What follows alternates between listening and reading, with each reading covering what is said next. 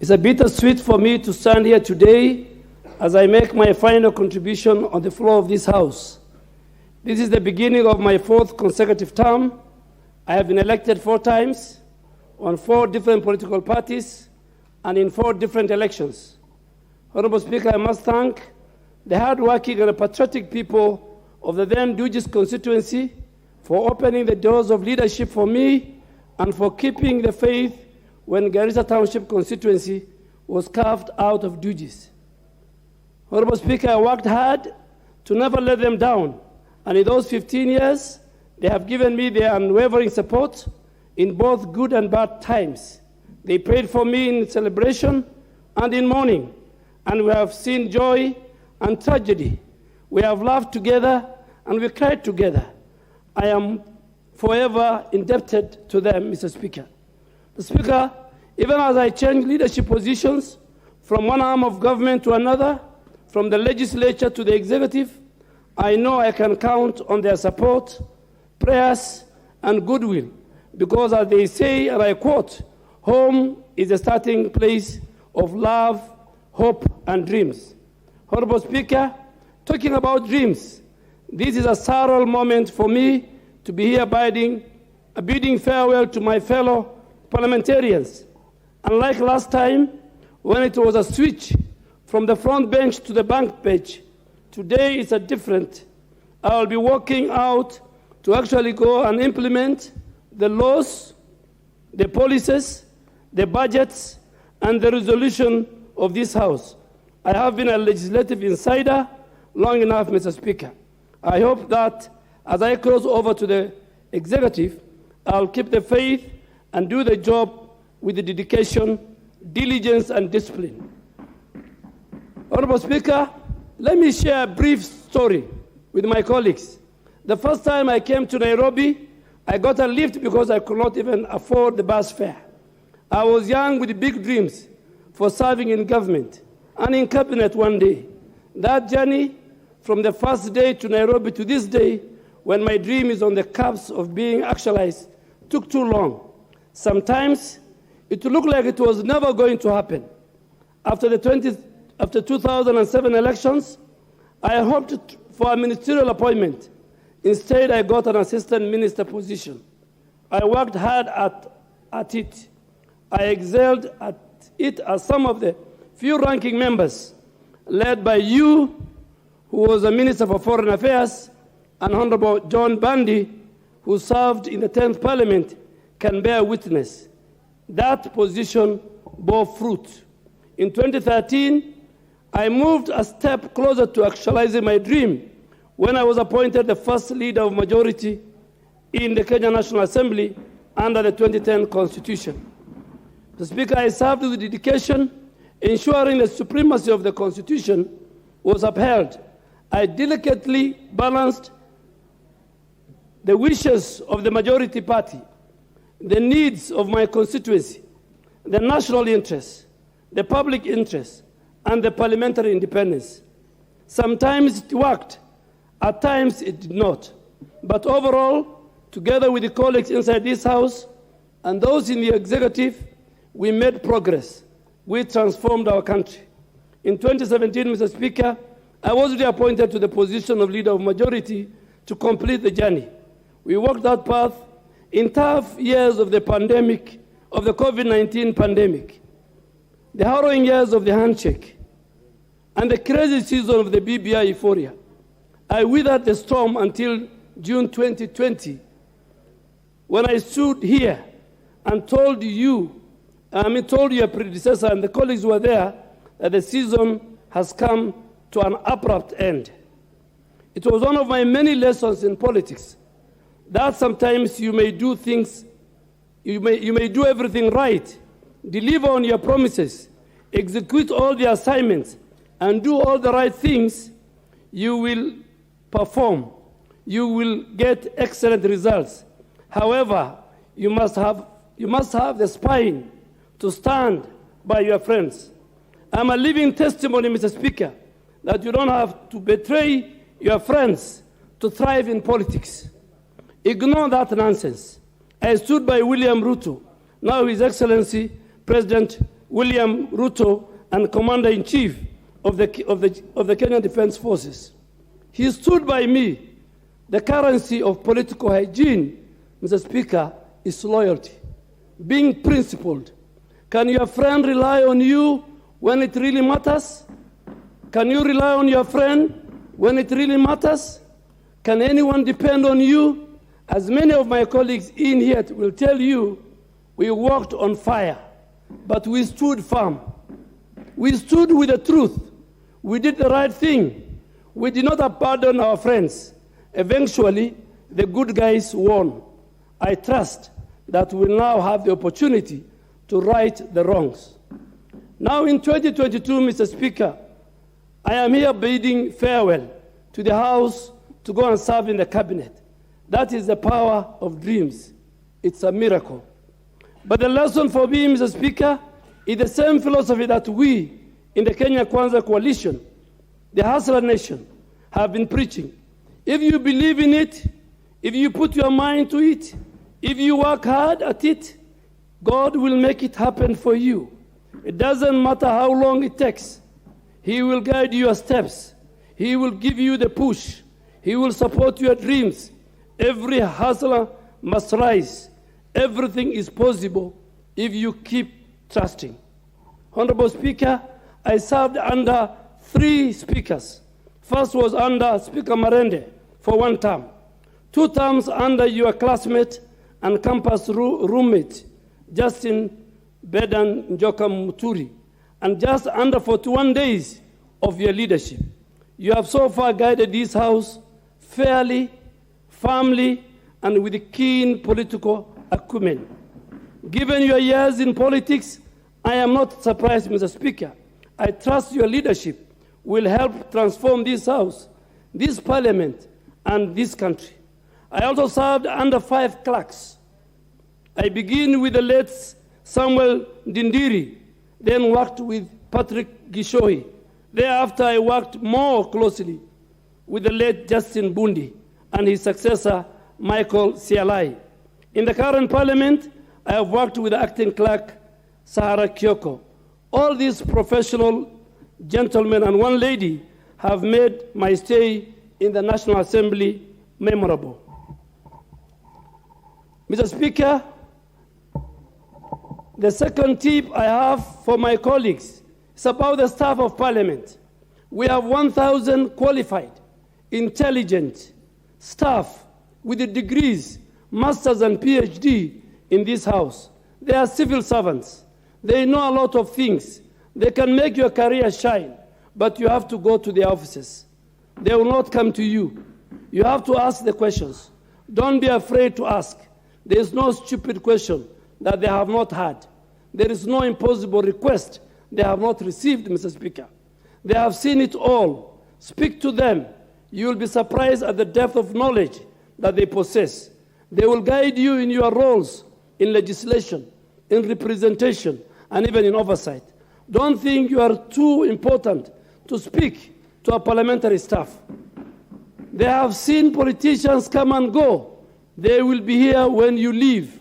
I found some of them here, and I'm leaving them here, but I am going away with tons of knowledge. Please use them to help transform this country. Honorable Speaker, my third tip to my colleagues is that when it comes to legislature, we sing and swim as one. We are here to work for the people of Kenya. We make laws to serve the nation. It doesn't matter which side of the political divide you are from. Always strive to do the right thing. There is no use trying to embarrass your colleagues or act thoughtlessly. If you do so, you just lower the dignity of the whole House. Think about the honor as you go about your business. In any case, do not forget that when protesters, like in the 11th Parliament, my late friend Jacob Bidio and myself, protesters bring pigs and all manner of livestock to the parliamentary gates. They will equally offend all of us. Just do the right thing for the people and for the country, and for the legislature, and for yourself.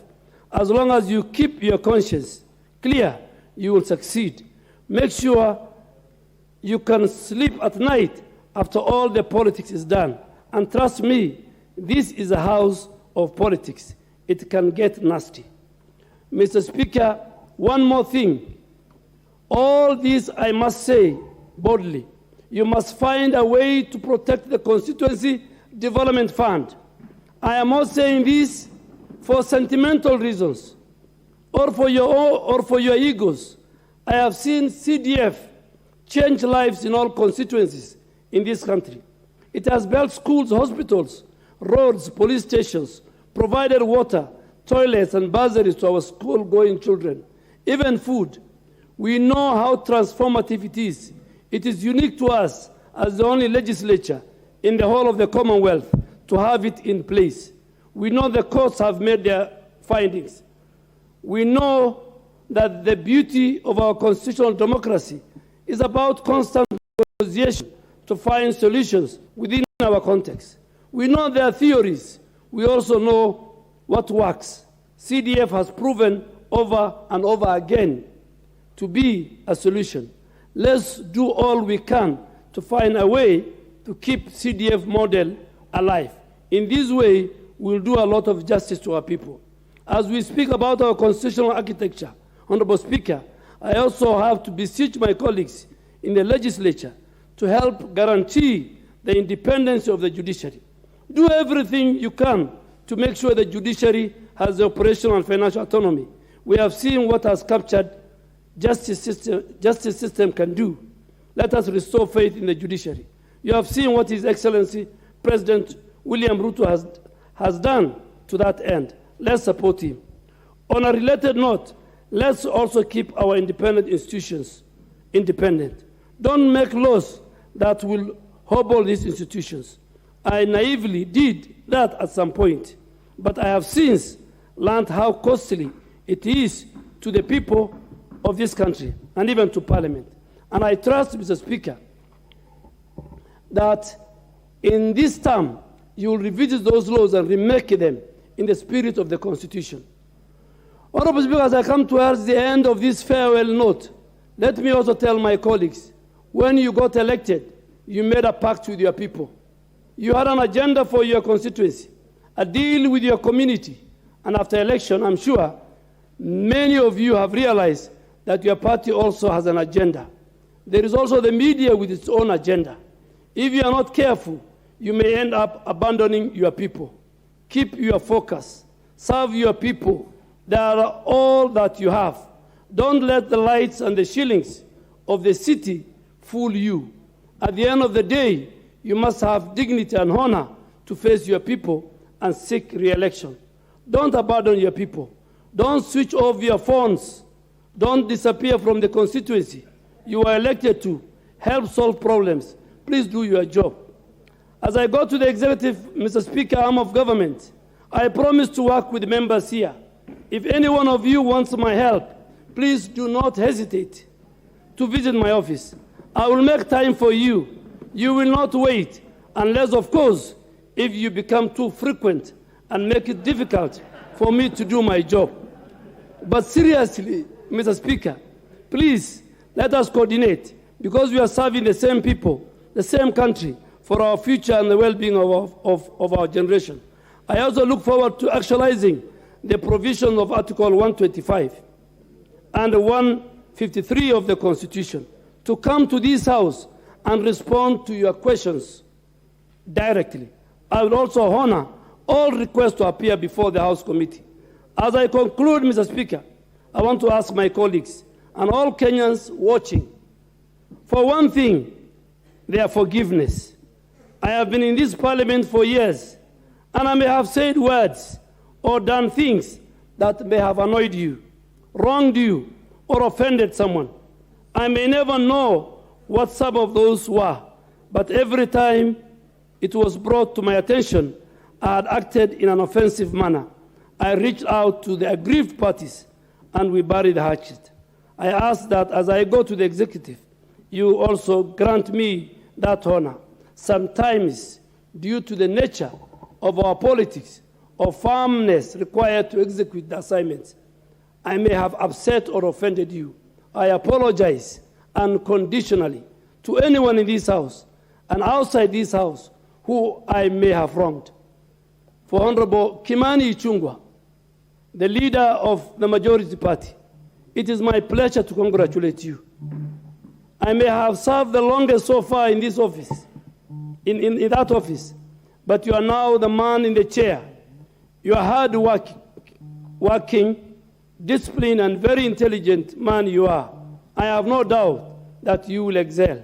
The sky is the limit for you, Honorable Ichung'wah. I once again ask for your kind support and support of my colleagues, honorable members, and Honorable Speaker, as I join the executive. Honorable Speaker, let me also congratulate my former immediate chairman of the Public Accounts Committee and my former minority leader, Honorable John Badi, and Honorable EM0TI0NAL, who is the current minority leader. Two fine gentlemen, intelligent, hard-working, people of consensus, who every time we had an issue in the House or in a committee, in Public Accounts Committee, we could bring our heads together. I want to thank Honorable John Bandi, Honorable EM0TI0NAL, and my other colleagues who are not with us, the late Honorable Jacoyo Midio and the late Honorable Member for Kitui West, the Honorable Nyenze. Honorable Speaker, I look forward to a harmonious working relationship between the legislature and the executive. The country needs us to step up. We must do it in the service of the nation. I trust that the people of Garissa Township will send to this House a hard-working and a patriotic lawmaker as my replacement. Please, Mr. Speaker and colleagues, grant him or her the need to continue serving the people. I must now sit down. And Mr. Speaker, in accordance with the Constitution, this afternoon, I will hand over my resignation letter so that you can send the writs to IEBC so that they give the people of Garissa an opportunity to elect a new member of parliament. And as I sit down, I will not say goodbye to members. I will say see you soon, because I expect to be back as a cabinet secretary to respond to your questions. And as we transform this country from bottom up, I trust that you will approve, and you have done so far, approved my cabinet position. I want to thank all the members, the 349 members, the staff, the committee of appointment, and the media, and all the people who gave me that opportunity. Honorable Speaker, I want to thank you for the time you have accorded me. Thank you, sir. Thank you, the Honorable Duale. On behalf of the House,